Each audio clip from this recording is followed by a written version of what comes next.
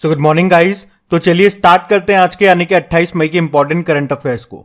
तो इस प्रश्न में आपसे पूछ रहे हैं, हाल ही में जारी नीति आयोग के 2020 और 21 के वार्षिक स्वास्थ्य सूचकांक में टॉप पर कौन है? तो आंसर होगा केरल। तो अभी नीति आयोग ने एनुअल हेल्थ इंडेक्स जारी किया है 2020-21 के लिए, जिसमें बड़े राज्यों में बात करोगे तो केरल टॉप पर है, दूसरे पे तमिलनाडु है, तो तीसरे पे है तेलंगाना। और छोटे राज्यों में बात करोगे तो पहले स्थान पे त्रिपुरा है, दूसरे पे सिक्किम है और तीसरे पे गोवा है। और यूनियन टेरिटरीज केंद्र शासित प्रदेशों में बात करोगे तो लक्षद्वीप टॉप पर है। देखो, नीति आयोग ने ये इंडेक्स जारी किया। नीति आयोग ये योजना आयोग के जगह पे लाया गया था 2015 में, यानी कि स्थापना होती है 1 जनवरी 2015 को। फुल फॉर्म होती है national institute for transforming India. अध्यक्ष भारत के प्रधानमंत्री होते हैं, जो कि है वर्तमान में नरेंद्र मोदी। उपाध्यक्ष कौन है? डॉक्टर सुमन के बेरी। और सीईओ कौन है? बीवीआर सुब्रमण्यम। और अगर पूछूं पहले उपाध्यक्ष कौन थे? अरविंद पनघड़िया। और पहले सीईओ कौन थे? सिंधु खुल्लर। तो ये आप ध्यान रखना। बढ़ते हैं आगे। फिर बताइए, अभी मई 2023 में राजस्थान हाईकोर्ट के नए चीफ जस्टिस कौन बन गए? तो आंसर होगा ऑगस्टिन जॉर्ज मसीह। तो अभी पंजाब एंड हरियाणा हाईकोर्ट के जो सीनियर जज हैं ऑगस्टिन जॉर्ज मसीह, ये अब राजस्थान हाईकोर्ट के चीफ जस्टिस बन गए हैं, तो इनका नाम याद रखना। बाकी अभी प्रेस सूचना ब्यूरो के प्रधान महानिदेशक यानी कि प्रेस इंफॉर्मेशन ब्यूरो के प्रधान महानिदेशक बने राजेश मल्होत्रा। 28वें कंट्रोलर जनरल ऑफ अकाउंट्स यानी कि महालेखा नियंत्रक बने एसएस दुबे। और फिक्की के महासचिव बने शैलेश पाठक। देखो, राजस्थान की कैपिटल जयपुर हो गई, मुख्यमंत्री है अशोक गहलोत और गवर्नर कौन है? कलराज मिश्र। चलो बताओ, अभी समाजवादी नेता के रूप में योगदान के लिए मैन ऑफ द सेंचुरी की उपाधि से किसे सम्मानित किया गया था? पंडित रामकिशन को। अभी राजस्थान में 3 नए वन्यजीव संरक्षण रिजर्व घोषित किए गए, हमीरगढ़, सोरसन और खीचन को। ये सोरसन 12 जिले में है, जो कि फेमस है गोडावण के लिए। गोडावण यानी कि ग्रेट इंडियन बस्टर्ड, जो कि राजस्थान का राजकीय पक्षी है। खीचन ये जोधपुर में है, ये मुख्य रूप से फेमस है सारस के लिए। बाकी अभी आपको याद है मिस इंडिया 2023 का खिताब जीता था नंदिनी गुप्ता ने, ये कोटा राजस्थान से है। और आपसे पूछे कि राइट टू साइट या फिर राइट टू हेल्थ पॉलिसी को लागू करने वाला पहला राज्य, ये राजस्थान बना। और अभी भारत और इजिप्ट के बीच में जो पहला मिलिट्री एक्सरसाइज हुआ था साइक्लोन 1, कहाँ पे? राजस्थान के जैसलमेर में। और अभी भारत और सिंगापुर के बीच में जो बोल्ड कुरुक्षेत्र एक्सरसाइज हुआ, वो भी हुआ था राजस्थान में, राजस्थान के जोधपुर में हुआ था वो। और हमने देखा कि अभी राजस्थान में कितने नए जिले बने, तो 19 बन गए। और टोटल कितने हो गए? 50 हो गए। और इसमें पहले 7 संभाग हुआ करते थे, 3 नए बन गए, तो टोटल 10 संभाग हो गए। 3 नए कौन से? बांसवाड़ा, पाली और सीकर। और भारत की पहली व्यवहारिक प्रयोगशाला ये स्थापित होगी जयपुर में। अंतर्राष्ट्रीय मरु फेस्टिवल होता है जैसलमेर में, जबकि ऊंट फेस्टिवल होता है बीकानेर में। अभी राजस्थान के सीकर में लक्खी मेले का आयोजन किया गया। अभी प्रधानमंत्री जी ने राजस्थान के सिरोही जिले में जल जन अभियान का उद्घाटन किया था। और देश की पहली कृत्रिम बुद्धिमत्ता यानी कि आर्टिफिशियल इंटेलिजेंस आधारित डिजिटल लोक अदालत कौन सी है? राजस्थान की। बाकी 2022 का 32वां बिहारी पुरस्कार किसे मिला? डॉक्टर माधव हाड़ा को, उनके उपन्यास पचरंग चोला पहर रखी री के लिए। और चिरंजीवी योजना भी यहीं की है, जिसमें भी बीमा राशि को बढ़ा करके 25 लाख रुपए कर दिया गया। तो ये सारे पॉइंट्स आप ध्यान रखना। बढ़ते हैं आगे। चलिए फिर बताइए, अभी हाल ही में सीबीडीसी मतलब सेंट्रल बैंक डिजिटल करेंसी, इसका उपयोग करने वाला देश का पहला नगर निगम कौन सा बन गया? तो आंसर होगा पटना। तो हमारा जो ई रुपया है ना, उसी की यहाँ पे बात हो रही है, जिसे आरबीआई ने 1 दिसंबर 2022 को लॉन्च किया था। तो अभी बिहार का पटना नगर निगम ये देश का पहला नगर निगम बन गया है जो सीबीडीसी का उपयोग करने वाला है। देश का पहला नगर निगम बना ऐसा करने वाला, तो इंपॉर्टेंट प्रश्न बनता है। जैसे कि अगर आपसे पूछा जाए ग्रीन बॉन्ड जारी करने वाला पहला नगर निगम कौन सा है? गाजियाबाद। और दूसरा बना था इंदौर नगर निगम। अच्छा, एक प्रश्न आपसे पूछूं मैं, ये प्रश्न आपके एग्जाम में आया था, यूपीपीएससी का प्रश्न है ये, ध्यान से सुनना। किस स्थान पर भारत का पहला नगर निगम स्थापित किया गया था? तो आंसर होगा मद्रास। ये बात है 1687 की। और पटना से आपको याद आएगा, भारत का पहला नेशनल डॉल्फिन रिसर्च सेंटर खोला जाएगा पटना में, राष्ट्रीय डॉल्फिन अनुसंधान केंद्र। तो ध्यान रखना ये पॉइंट्स। बढ़ते हैं आगे। चलिए फिर बताइए, अभी हाल ही में state and trends of carbon pricing नामक रिपोर्ट किसने जारी की है?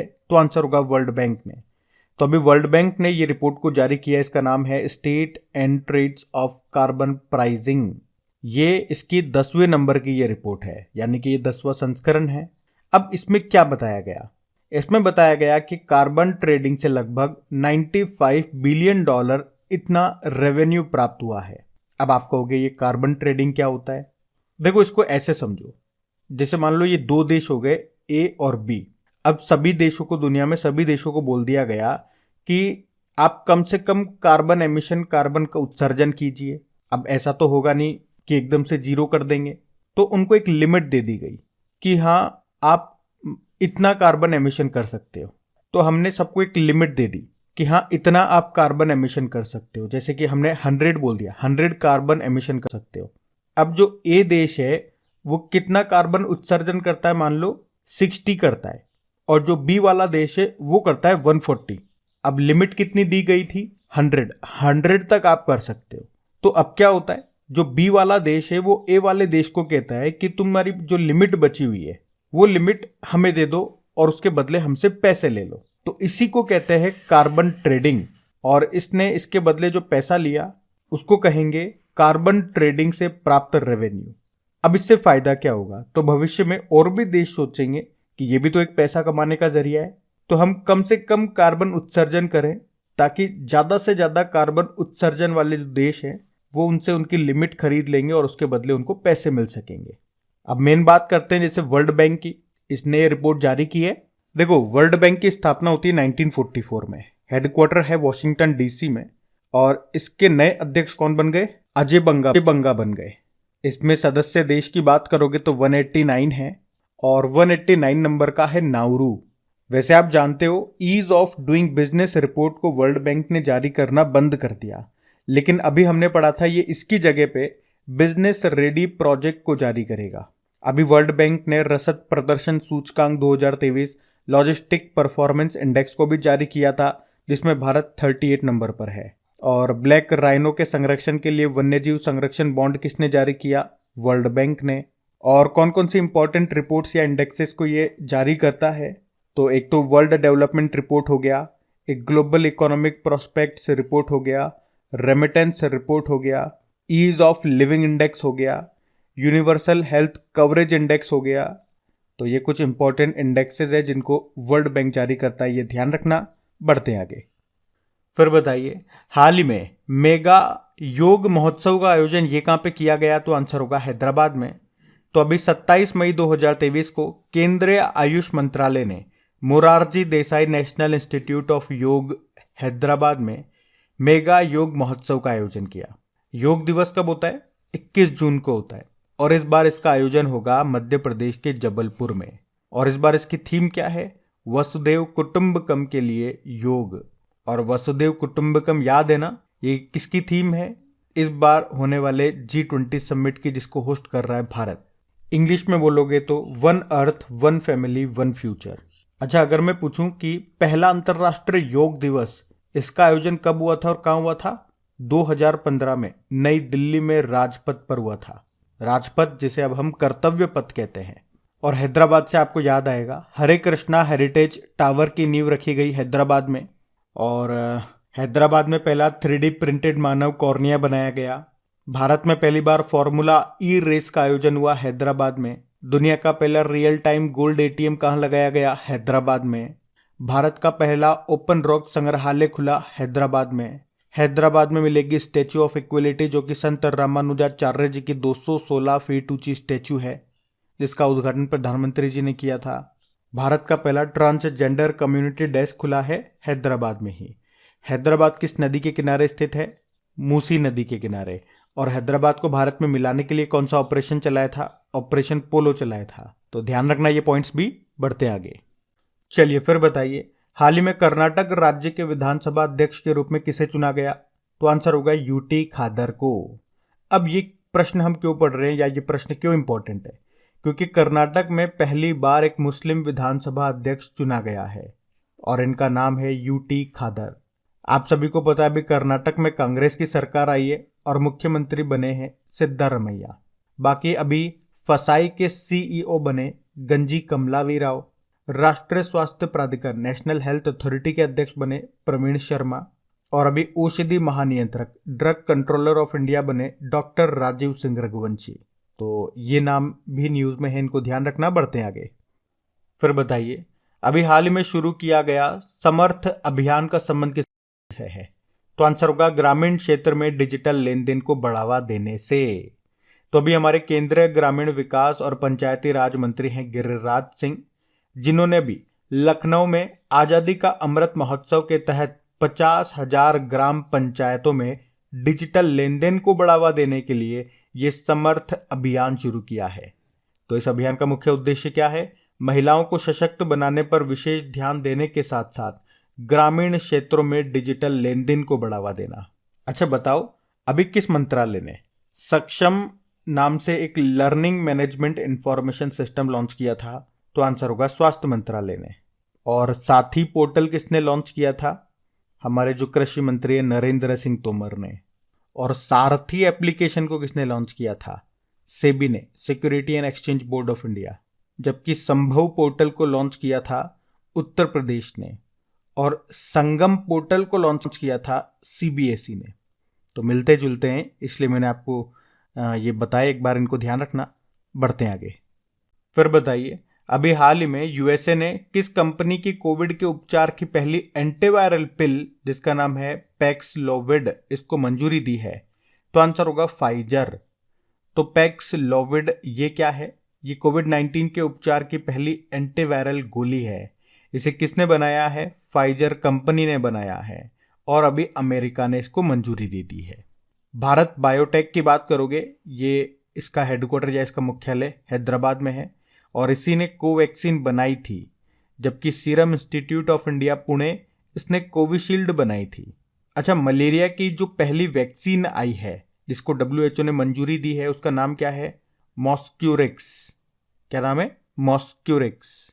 और अगर मैं आपसे पूछूं कि अभी ऑक्सफोर्ड मलेरिया वैक्सीन को मंजूरी देने वाला पहला देश कौन सा बना था? तो आंसर होगा घाना, जिसकी कैपिटल होती है अक्रा। और वैक्सीन का नाम क्या है वैसे? 21 मैट्रिक्स एम। और अभी देश में महिलाओं और बच्चों के टीकाकरण का डिजिटल रिकॉर्ड रखने के लिए कौन सा प्लेटफॉर्म लॉन्च किया गया था? यूविन। अच्छा, चेचक का जो टीका है उसकी खोज किसने की थी? एडवर्ड जेनर ने। जबकि रेबीज के टीके की थी लुई पास्चर ने। और भारत ने कोविड-19 के खिलाफ पहला made in India nasal vaccine Incovacc launch किया था, जिसको बनाया था भारत बायोटेक ने। तो ये पॉइंट्स ध्यान रखना। अच्छा, एक और प्रश्न का उत्तर दे दो। किस देश ने मधुमक्खियों के लिए दुनिया के पहले टीके के उपयोग को मंजूरी दी थी? इसका प्रश्न का उत्तर आप ही दो चलो, हम बढ़ते हैं आगे। फिर बताइए, हाल ही में किस देश ने बैलिस्टिक मिसाइल खैबर का सफल परीक्षण किया? तो आंसर होगा ईरान ने। तो अभी ईरान देश ने खैबर नाम से एक बैलिस्टिक मिसाइल का परीक्षण किया है। इसकी रेंज की बात करोगे तो 2000 किलोमीटर है और ये 1500 किलोग्राम वजन उठाने में सक्षम है।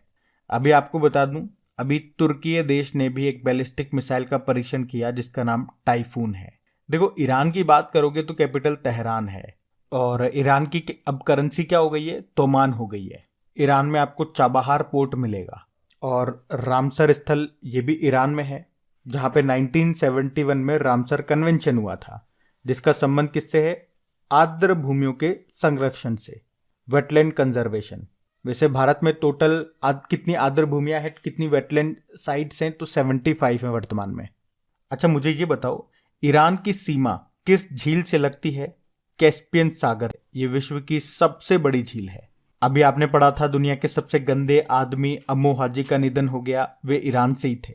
और अभी शंघाई कोऑपरेशन ऑर्गेनाइजेशन का नया सदस्य देश ये ईरान बना है 9 नंबर का।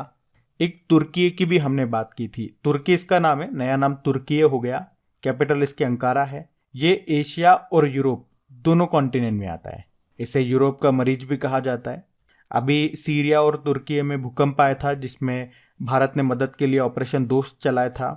यहाँ पे आपको अनातोलिया का पठार मिलेगा जिसे एशिया माइनर पठार भी कहते हैं। वोन गोलू झील यहाँ पे मिलेगी आपको, ये सर्वाधिक लवणता वाली झील है। तो ये पॉइंट्स भी ध्यान रखना। बढ़ते हैं आगे। चलिए फिर बताइए, अभी हाल ही में भारतीय सेना की सप्त शक्ति कमांड ने सुदर्शन शक्ति अभ्यास 2023 का आयोजन ये कहाँ पे किया? तो आंसर होगा राजस्थान में। तो भारतीय सेना की सप्त शक्ति कमांड ने अभी सुदर्शन शक्ति अभ्यास 2023 का आयोजन किया है। कहाँ पे? पश्चिमी सीमा पर किया है। पश्चिमी सीमा पर किया है। राज्य के हिसाब से बात करोगे तो राजस्थान और पंजाब में किया है, लेकिन ऑप्शन में राजस्थान है तो इसका उत्तर राजस्थान हो जाएगा। अच्छा, जब भी मिलिट्री एक्सरसाइज का प्रश्न आता है 2023 के सारे इंपॉर्टेंट एक्सरसाइज मैं आपको रिवाइज कराता हूं। आज मैं आपको रिवाइज नहीं करा रहा हूं, लेकिन 2-4 प्रश्न आपसे पूछता हूं जिससे ये क्लियर हो जाएगा कि आपके ये टॉपिक क्लियर है कि नहीं है मिलिट्री एक्सरसाइज वाला। जैसे कि मुझे बताओ, समुद्र शक्ति एक्सरसाइज अभी हमने किस देश के साथ किया था और कहां पे किया? उसके अलावा बताओ, अजय वॉरियर एक्सरसाइज ये कहां पे किया और किसके साथ किया बताओ। और डस्टलिक एक्सरसाइज के बारे में भी बताओ। बाकी अभी हम कल के करंट अफेयर्स का क्विक रिवीजन करते हैं। तो पहला प्रश्न आपसे पूछा, IAMAI यानी कि internet and mobile association of India के चेयरमैन कौन बने? तो आंसर होगा हर्ष जैन। ड्रीम 11 के ये CEO हैं। फिर आपसे पूछा, हाल ही में चर्चा में रहा artificial intelligence super computer Airavat किसने डेवलप किया? CDEC पुणे ने। फिर आपसे पूछा, अभी 76th नंबर की विश्व स्वास्थ्य सभा का आयोजन कहाँ किया गया? जेनेवा स्विट्जरलैंड में। फिर आपसे पूछा, अभी कहाँ के हैरिस पार्क का नाम बदलकर लिटिल इंडिया कर दिया गया? ऑस्ट्रेलिया।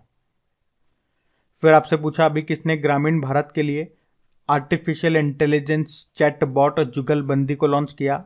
माइक्रोसॉफ्ट ने। फिर आपसे पूछा, अभी किस राज्य ने प्रधानमंत्री जनधन योजना का 100% कवरेज हासिल किया? तेलंगाना आंसर होगा। फिर आपसे पूछा, अभी जून 2023 में पहले अर्बन क्लाइमेट फिल्म फेस्टिवल का आयोजन कहाँ पे हो रहा है?